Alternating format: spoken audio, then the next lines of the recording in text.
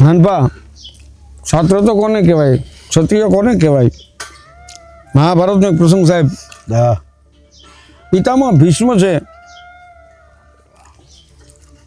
એને ખબર હતી કૃષ્ણએ પ્રતિજ્ઞા કરી છે આ વાત કે 18 દિવસ યુદ્ધમાં કૌરવ અને પાંડવોનું જે યુદ્ધ છે આમાં હું હથિયાર ધારણ ક્યારેય નહીં કરું.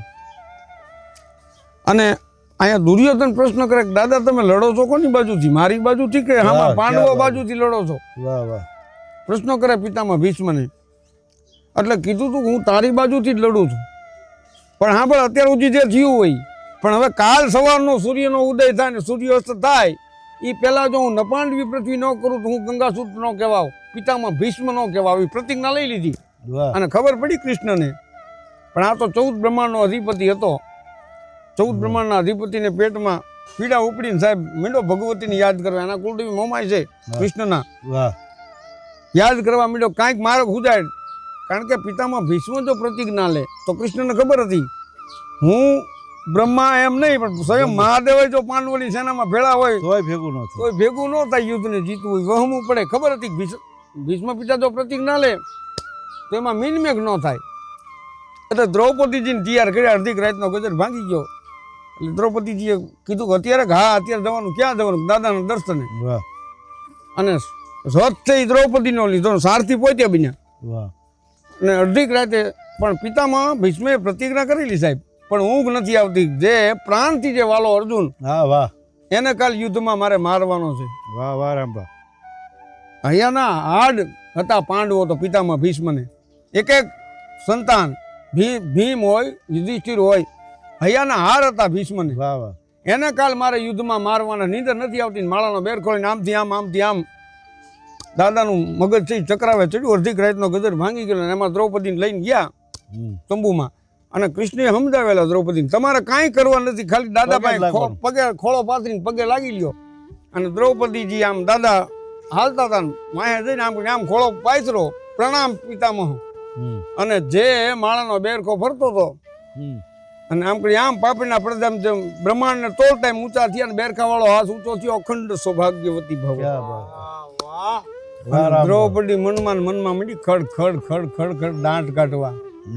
કેમ બેટા તમે હસો છો? કેમ મારા આશીર્વાદ મેં આપ્યા ને તમે દાંત કાઢો છો? કે દાદા મેં સાંભળ્યું છે કે તમારું વચન કોઈ દી મિથ્યા નથી જતું, કોઈ દી ખોટું નથી પડતું. હા બેટા પણ કેમ આવી વાત કરો છો? કે આપે તો હમણાં દિવસે આજ પ્રતિજ્ઞા લીધી છે કે કાલ સવારે સૂર્યનો ઉદય થાય ને અસ્ત થાય પહેલાં નપાંડવી પૃથ્વી કરી નાખું અને મને પાછા અખંડ સૌભાગ્યવતી ભવના આશીર્વાદ આપો છો. અને સમજાયું કે આ કામ કાળિયાનું હોય. કૃષ્ણ આકલ કે જી દાદા બારે જ ઉભા આવીને ઉભા રહી ગયા. બોલો દાદા હુકમ. એ કે કાળિયા તે આ મારી પ્રતિજ્ઞા તોડાવવા માટે આ કાવતરું ઘડ્યું છે ને, પણ મેં એવું સાંભળ્યું છે કે તારી પણ એક પ્રતિજ્ઞા છે કે આ યુદ્ધમાં હું હાથમાં હથિયાર ધારણ નહીં કરવું. તો હવે સાંભળી લે. વાસુદેવ કર ચક્ર ન ધરે તો તુમકો મુખ ન દિખાવ અને તો લાજે મેરી ગંગા જન્ય અને શાંતનો પુત્ર કહાવ. હું ગંગાનો પુત્ર ન કહેવા દઉં, તને હાથમાં હથિયાર ન લેવડાવું તો કાલ યુદ્ધમાં. અને બીજે દી શંખ વાગ્યો. ધનંજય નામનો શંખ મીંડો ગાજવા. બણ કે બાટિકા બોલે જણ કે ઝાટિકા બોલે જજવા કટકા દિયા સોગડા મૃદાયા રંગ તાળા નદી નાળા પૂર વાળા ગ્રહે રોગાળા સંઘાળા ને ગંધિયાળા માસ કાવા ભરવા કપારા ગાય જોગણી ભરત અસુરા સુરા હાથ લીધી વર માળા ગીત દેવકીના ગાય ગાડા હુંકડે હટીલા જોધ ભેરાની નિશાન ગાજે ડાકચંડી ગગોવી ઝડપી જતા જતી ઉંબાડે ભગોડે ભેડા નેડા પૃથ્વીનાથમાં અહીં આસમાન પેંડલાંગ બિંજડાંગ ઘણી બેડા લટાક લટાક એકી બાદ સુની ધોમ ગાડા ધોમ લાગી સોબને મંડાની ઢાણા કરતી. અને એવી બાકાજી યુદ્ધની બોલાણી. પણ એમાં પિતામાં ભીષ્મ છે અર્જુનની સામે આવીને ઊભો રહી ગયો અને એક પછી એક માણસ અનુસંધાન કરીને માંડ્યો છોડવા. અર્જુન હજી કાંઈ વિચારે, કાંઈ બોલે એ પેલા તો ઝમ કરતો અહીંથી નીકળે. ધનુષ હલબલી જવા માંડ્યો. રથ આખો માંડ્યો ચક્રાવે ચડી ગયો. એમ અર્જુનનો રથ છે એ ડોલક ડોલક થવા માંડ્યો. કૃષ્ણે કીધું કે હે અર્જુન કેમ આમ થાય છે?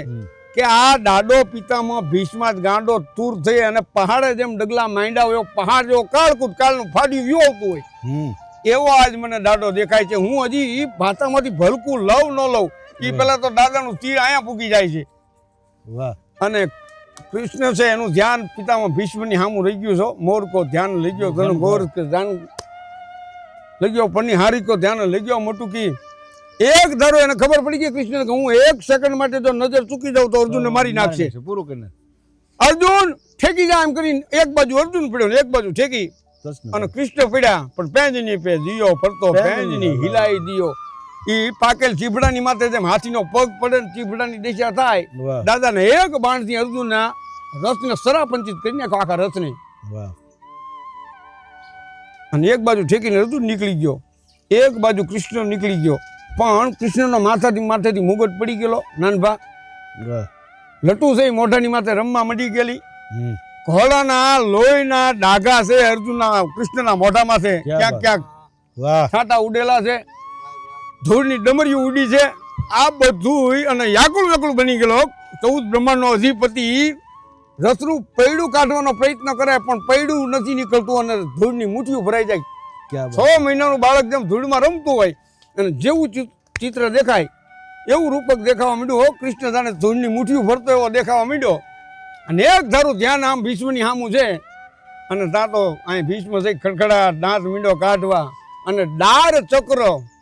વાહ પિતામહ ભીષ્મએ ધનુષ અને બાણનો ઘા કરી નાખ્યો અને 2 હાથ જોડીને ઉભા રહ્યા. અને અહીંયા કન્યાએ જે ચક્ર ચડાવ્યું હતું એનો ઘા કરી નાખ્યો કે ડાર ચક્ર હરિ હસ દિયો અને ઉત્તર કિયો બ્રિજરાજ. ક્યાં બાત હે તજી પ્રતિજ્ઞા મોરી મેં તોરી પ્રતિજ્ઞા કાજ. હું તો યુગે યુગે મારા ભક્તોની પ્રતિજ્ઞા તોડવા હાટો થઈને મારી પ્રતિજ્ઞા તોડતો આવું છું. અને ઘા કરી નાખ્યો. આનું નામ ક્ષત્રિય કહેવાય. ભગવાનને તો ધારે તો ભગવાનને પણ હાથમાં હથિયાર ધારણ કરાવે. આ ક્ષત્રિયની તાકાત છે નાનભા. જય માતાજી.